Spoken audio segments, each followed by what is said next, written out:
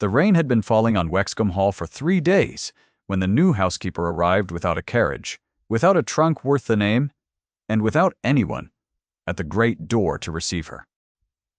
Eleanor Vance stood on the gravel in a gray traveling cloak, gone thin at the shoulders, her bonnet dark with wet, and watched the windows of the house refuse to show her a single lit candle. She had come from the village on foot, because the steward who had hired her by letter had sent no conveyance, and she understood already standing in that cold spreading puddle that the omission had been deliberate. Voice carried from the stable arch, low and amused, meant to be heard. "There she is, the charity case from Bath, come to count the silver she will be blamed for losing." The words found her the way rain finds the back of a neck, and she did not flinch, because flinching was a thing she had taught herself out of years ago. Above her, at a window on the second floor, a man stood unmoving behind the glass, a tall shape with a face she could not read, watching the woman in the ruined cloak refuse to be smaller than she was. He did not come down. He did not send anyone, he only watched. And something in the stillness of him was not cruelty so much as a kind of waiting, as though he had been told a story about her already, and was measuring her against it. What neither of them knew on that gray afternoon was how many of the stories told inside that house were lies, and whose hand had written them. Stay with me. Because the woman in the wet cloak was about to walk into a household built entirely on a single man's word, and she had come to keep the books. The man at the window was Adrian Hartley, the Duke of Wexcombe, and he had not received a guest at his own door in 4 years. The house had learned to run around him the way a river learns to run around a stone, and the man who had taught it to do so was his steward, Mr. Crane. Crane had been at Wexcombe since before the old Duke died. A soft-spoken man of middle years with ink-stained fingers and a habit of agreeing with everything before he quietly arranged the opposite. He managed the accounts, the staff, the tenants, the correspondence, and the Duke's grief. And he managed all of it through the simple instrument of being the only person Adrian trusted to tell him the truth. The trouble was that Crane had stopped telling the truth a long time ago, and there had been no one in the house with the standing or the nerve to notice. The last housekeeper had noticed, and for noticing she had been let go for theft she did not commit, and Crane had written the Duke a letter about it that Adrian had believed completely, because believing Crane was easier than the alternative, which was to look closely at anything at all. So, when a new housekeeper was needed, Crane had advertised in Bath, chosen the applicant with the fewest connections and the least money, and arranged her arrival to ensure she began her service already diminished in the eyes of every servant in the hall. Eleanor was meant to be small. She was meant to be grateful, frightened, and easily blamed. She was none of those things, though she had learned to wear the appearance of 2 of them. Eleanor Vance was 26 years old, the daughter of a country solicitor who had taught her to keep accounts before he taught her to dance, and who had died owing more than he had ever earned. She had buried him in a churchyard she could not afford the stone for, settled what debts could be settled, and gone into service because a woman alone with a clever mind and an empty purse had few other doors. She carried with her one possession of value, which was not silver and not lace, but a small brass key on a ribbon, the key to her father's account box, the box itself long since sold. She kept the key because it was the last thing his hand had closed around, and because a key, her father used to say, is a promise that something can still be opened. She did not expect Wexcombe to open anything for her. She expected to work, to be underpaid, to be watched, and to leave in a year, with a character reference she would have to earn twice over. She did not expect the Duke to come down the stairs that first evening and find her in the steward's office with a ledger open in front of her, and her finger stopped on a column that did not add. He found her there because Crane had sent him. That was the part she pieced together only later. Crane had mentioned in his soft, careful way that the new woman had gone poking in the account room uninvited, and the Duke had come to see the impertinence for himself, expecting to be confirmed in his low opinion of her. Instead, he stood in the doorway and watched her work by a single candle, her wet cloak finally shed, her plain dark gown buttoned to the throat, and he saw that she was not poking. She was reading. She had the posture of a person who understood exactly what she was looking at, and what she was looking at was wrong. "Mr. Crane hired you to keep this house," he said, "not to keep these books." His voice was level and cold, the voice of a man who had not raised it in years, because rank meant he never needed to. Eleanor did not stand quickly or stammer. She closed the ledger with one hand and looked at him, and what she felt, to her own annoyance, was not fear, but a sudden, sharp awareness of the size of him in the doorway, the breadth of his shoulders against the dim corridor light, the particular stillness of a man holding a great deal of feeling very far down. Her pulse moved before her mind gave it leave. She disliked that intensely. "A house cannot be kept," she said, "if its accounts are bleeding £300 a year into a hole no one will name." The Duke's face did not change. He did not leave, though, and he did not send her away, and that, in the language of that silent house, was the first thing that had happened in 4 years. The wound that had made Adrian into a stone was not a thing the house spoke of, though everyone in it walked carefully around the shape of it. 4 years before, his younger brother Thomas had died, and Adrian had not been there. Thomas had written to him twice in his last month. Letters. Adrian had been too busy and too proud to answer quickly, and by the time he went, the boy was already gone, fever-taken in a cold spring.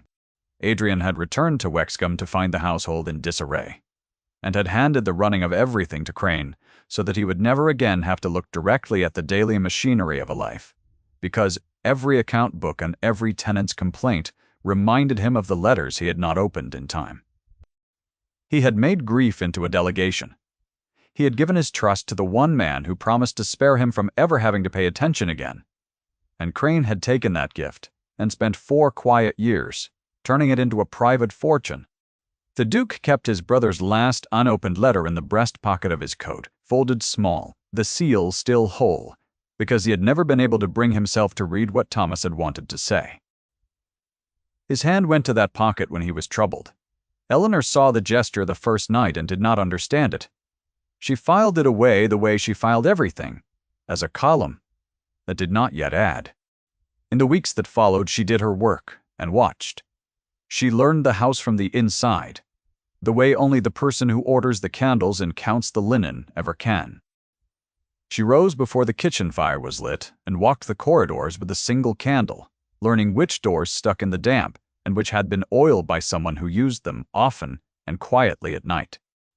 She counted the household linen against the book that recorded it, and found 9 pairs of sheets that existed on the page, and not in the press. She weighed the candles against the candle account, and found that the house was charged for wax and burned tallow, and that the difference, small in a week, was a sum in a year. None of it was loud. All of it was a pattern, and a pattern, her father had taught her, is only a single decision repeated, until it thinks no one is counting. She learned that the tenants paid more than the Duke believed they paid, and that the difference went somewhere Crane's neat hand had labeled improvements that no one had ever seen built. She learned that the kitchen was given 1/3 of what was budgeted for it, and that Mrs. Pell, the cook, fed the staff out of her own wages on the lean weeks, rather than let them go hungry. Eleanor learned this not because Mrs. Pell told her, for the cook told no one, anything in those first weeks, but because the meat book and the butcher's true bills did not agree, and the gap between them had a name, and the name was a tired woman of 50 who emptied her own small purse onto the kitchen table every second Friday so that the scullery boy would have bread. The first time Eleanor set a corrected figure beside the cook's name in the book, restoring to Mrs. Pell what the house owed her. The cook looked at the page a long moment, and then at the new housekeeper and said nothing, and went back to her pastry. It was not friendship. It was the beginning of one, which in a house like that was the rarer and more valuable thing. She learned that the last housekeeper had been dismissed 3 days after she asked Crane a question about the coal accounts. And she learned that the Duke, who signed everything Crane put in front of him, had not read a single figure in 4 years, because reading the figures meant being in the world, and being in the world was the thing his grief could not yet survive. Eleanor understood that kind of grief better than she let anyone see. She had her own version of it, sold along with the account box, kept now in a brass key on a ribbon. She told herself her interest in the Duke's accounts was professional. Her body, which had begun to know where he was in any room before she looked, told a different story, and she did not listen to it because listening to it was a luxury a woman in her position could not afford. There were small proximities she could not prevent. He took to walking the lower corridor in the evenings, which he had not done in years. Twice he came upon her, carrying the account candle to the office, and both times he stopped, and both times he said only a few level words about the weather or the state of the South Road. Well? And both times she answered evenly, and felt the whole right side of her body go warm where he stood near it, as though he gave off a heat the rest of the cold house did not. "Walk ahead of me," he said once on the dark stair. "The candle is yours. And I do not know these steps as well as you have learned them." It was an order. It was also a man arranging that the woman with the light should not have to walk behind him in the dark. And she heard the first of those things and only later, lying awake, understood the second. The staff had a name for her, and Crane made sure she heard it. The charity case. He used it lightly, in passing. In front of the footman, the way a man drops a coin he wants others to scramble for. The whole hall took it up, because the steward's favor was the only currency in that house, and mockery of the new woman was the cheapest way to earn it. Eleanor bore it the way she bore the cold corridors and the short candles, by working harder and saying less. The cook, though, saw what the others did not. Mrs. Pell was a wide, plain, weather-faced woman who had been at Wexcombe 30 years and trusted no one quickly, and she watched the new housekeeper give up her own afternoon to scrub the nursery floor on her knees, because a tenant's child was coming to the kitchen with a chill, and the nursery was the only warm room with a hearth that drew. Eleanor did not know. The Duke could see the nursery passage from the gallery above. She did not know he had come up there to be alone with his brother's letter, as he did most afternoons, and that he stood at the rail and watched a woman, the whole house called the charity case, wring out a rag in cold water, and sing, very quietly, to a sick child who was not her own, and could do nothing for her in return. He watched until the child laughed. The child was the daughter of a tenant from the South Farms, brought up to the house because the family's cottage had a chimney that smoked, and the girl's cough had frightened her mother. Eleanor had not asked permission to bring her in. She had simply judged that a warm hearth was owed to a sick child more than to an empty nursery, and she had carried the girl up herself, and built the fire, and now knelt on the cold boards, wringing a cloth in a basin to cool the small hot forehead. She told the child a story while she worked, a foolish small story about a mouse who kept the accounts of a great house and was never once thanked and did not mind. And the child, who was 4, laughed at the mouse, and the laugh turned into a cough, and Eleanor lifted her and held her until it passed. From the gallery above, a man who had not let himself feel the warmth of his own house in 4 years watched a woman the whole hall called a charity case give every warm thing she had to a child who would never repay her, and he understood, with the particular ache of a man recognizing a thing he had lost, that he was looking at the one quality his steward could not forge and his aunt could not buy.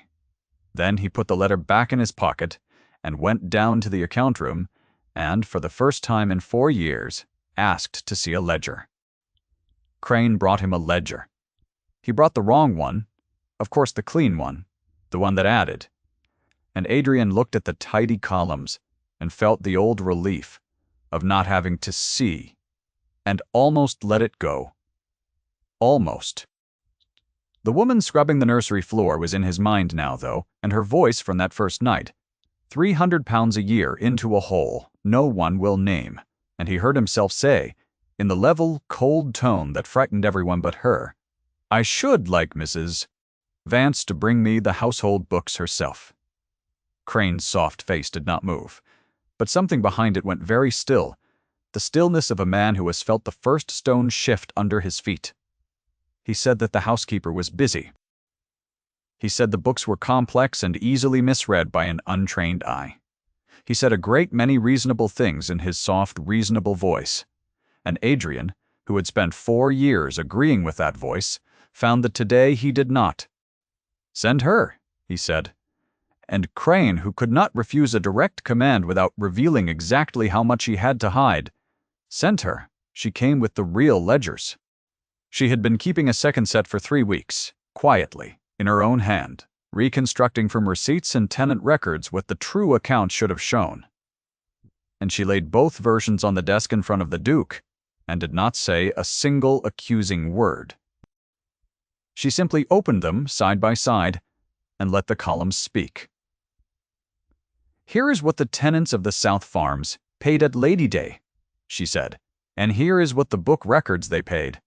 Here is the sum allowed for the roof of the Dower House, and here is the Dower House, which, as your Grace may see from this window, has no new roof."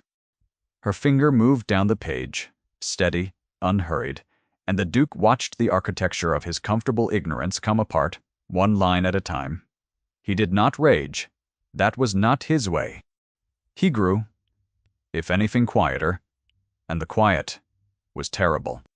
When she reached the entry for the dismissal of the previous housekeeper, the £3 noted as recovered from the woman's wages for silver she had supposedly stolen, Eleanor stopped. "I do not know that this was a theft," she said. "I know only that the silver it names was sold in Bath 6 months before she was hired, by a man giving the steward's description." The Duke's hand went to his breast pocket. He was silent a long moment. Then he said her name, not Mrs. Dindo. Vance but Eleanor. The given name he had no right to and used anyway. Low, almost to himself, the way a man says a word he has just understood the meaning of.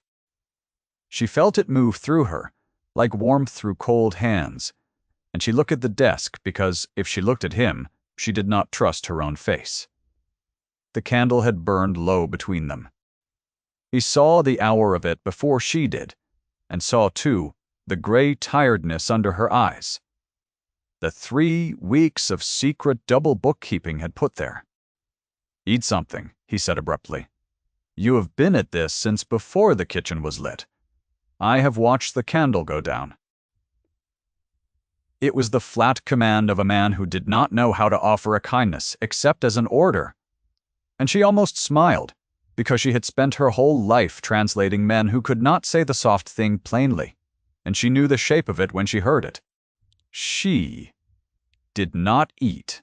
She said that the work was nearly done, and that the truth kept better warm. He looked at her for a moment longer than a duke had any business looking at a housekeeper. And then he rang for Mrs. Eber. Pell himself, the first time he had rung that bell in years and asked for bread and broth to be brought to the account room, and stood by the cold window while she ate it, saying nothing, guarding the door of his own house against the lateness of the hour, as though it were a thing that might harm her. You might already see where this is going, and you would be partly right and partly wrong, because the man who had built the lie was not finished, and a cornered steward is more dangerous than a confident one. I will only say that what came next cost Eleanor more than she expected to pay. Stay close.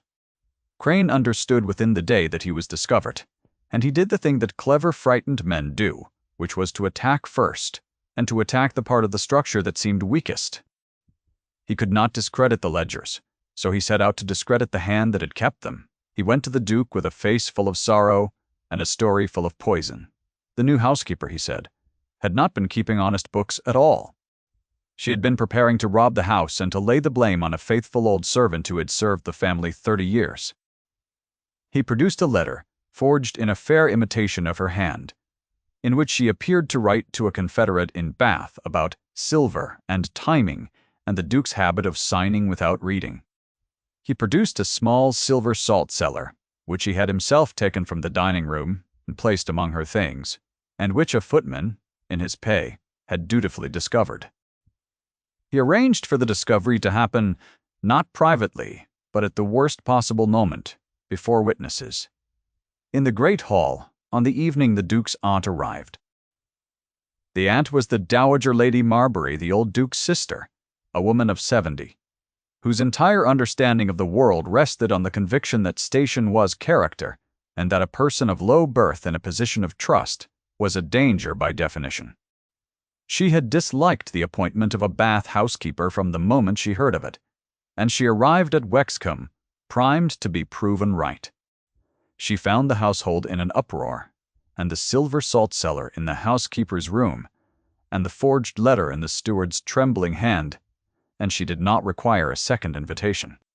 In the great hall, beneath the cold portraits of dukes who had never had to count anything, she pronounced her verdict, and she pronounced it loudly, so that every servant gathered at the edges of the room would hear. "I knew it the moment she came," the dowager said, her voice ringing off the stone. "A charity case from Bath, given the keys to a great house. What did you expect but theft?"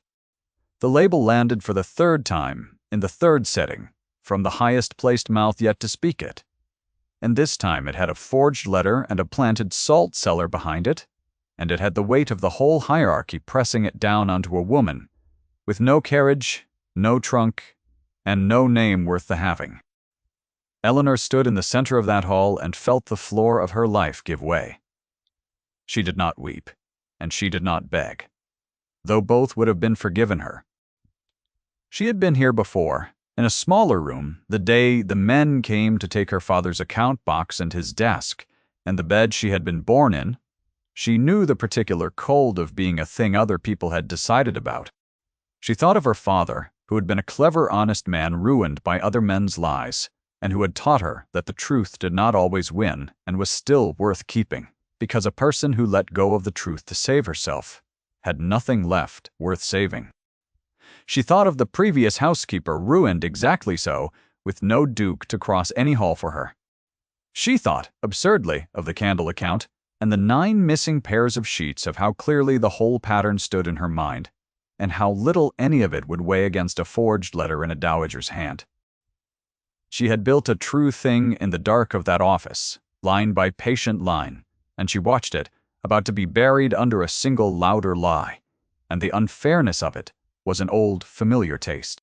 What she felt, standing there, was not surprise, but a terrible clarity, and inside the clarity, a single fixed point, which was that she had done nothing wrong, and that the truth, however buried, was still the truth.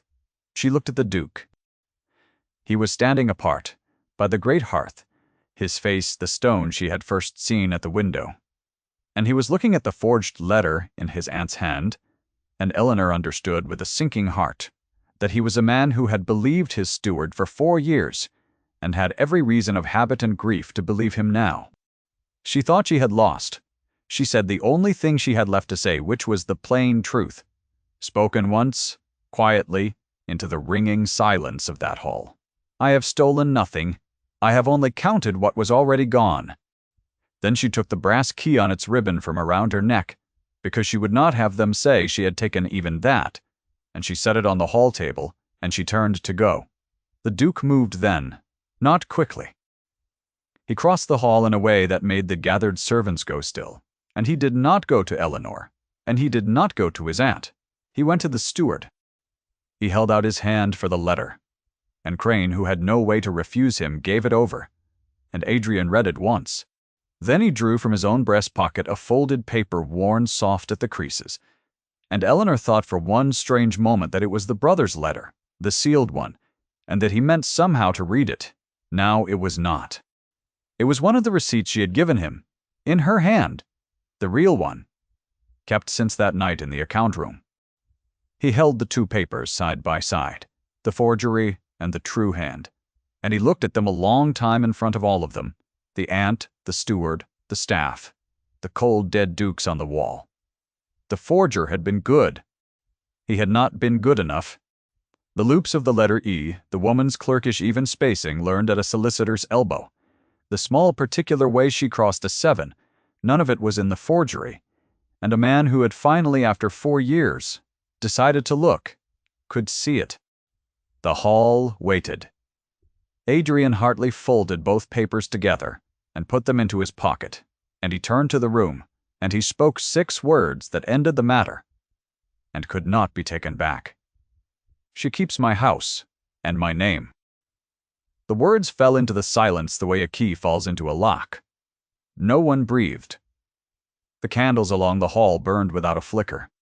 Somewhere far off in the house, a door closed, and the sound of it carried the whole length of the gallery, because there was nothing else in the great hall to cover it.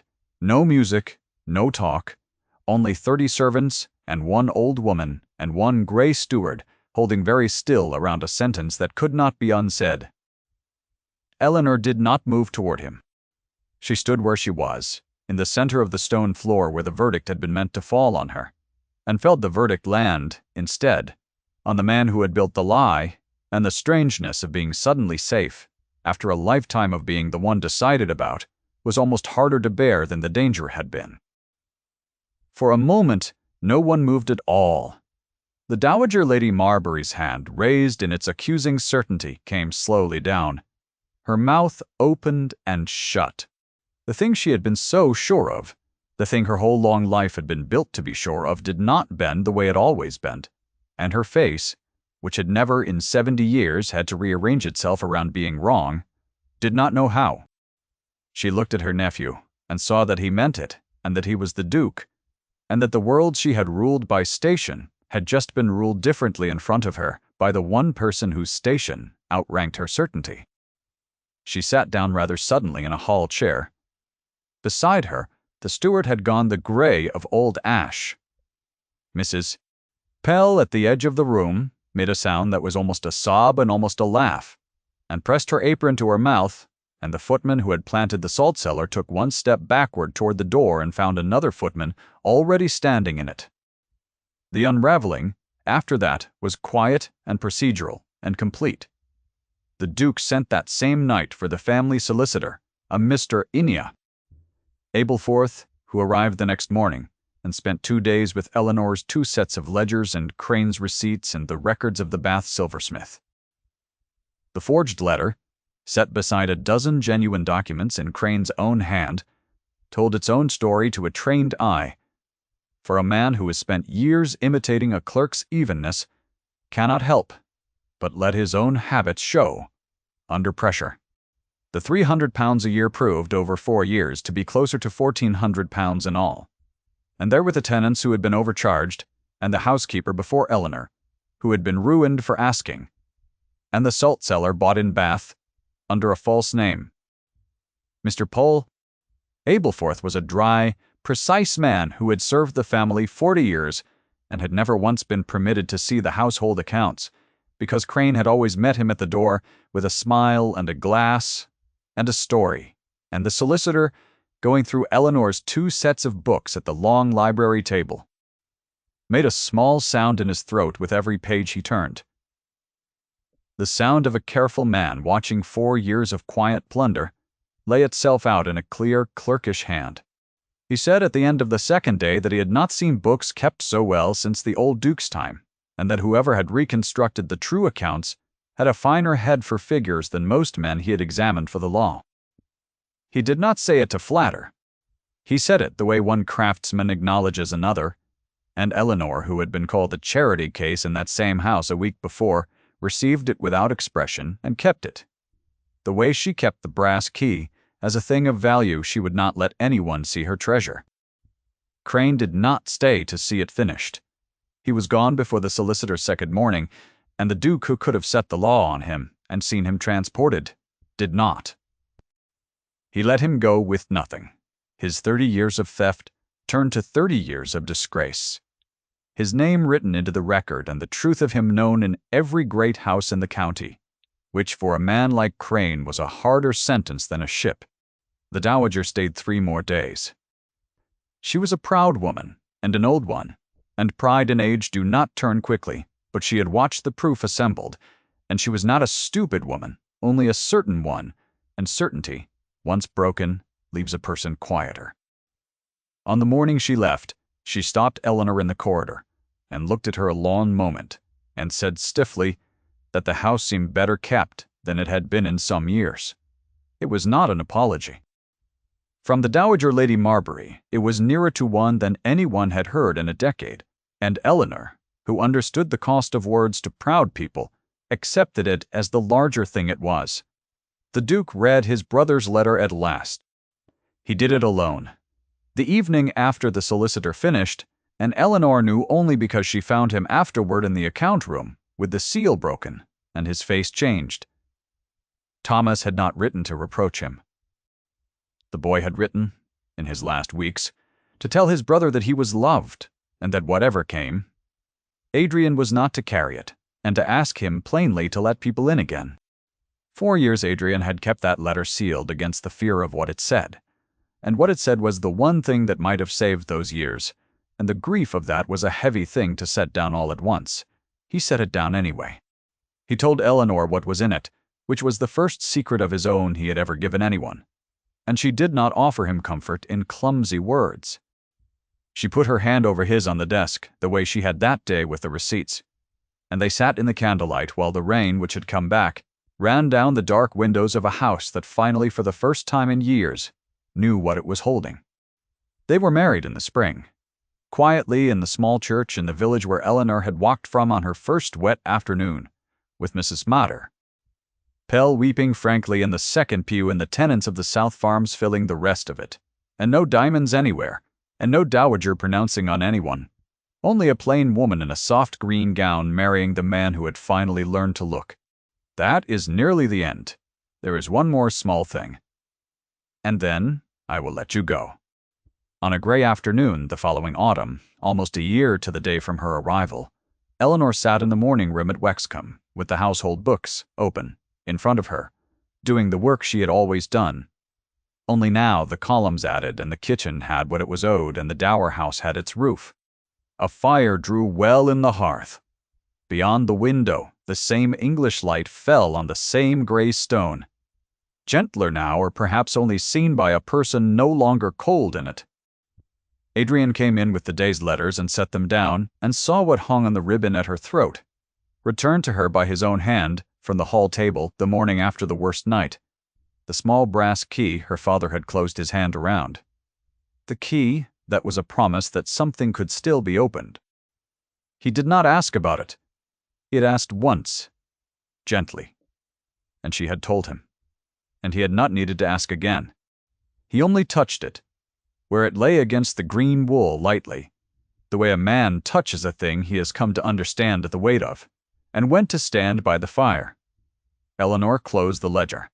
Outside, the first of the autumn rain began against the glass, and inside, for once, no one was waiting in the cold to be received. The house had a true set of books, and a warm kitchen, and a door that opened. And the woman the world had called a charity case sat at the center of it, counting nothing, simply warm, the brass key bright at her throat in the firelight. Thank you for staying to the end. If Eleanor's long walk through the rain stayed with you, leave a word below, telling me where you would have set the key down.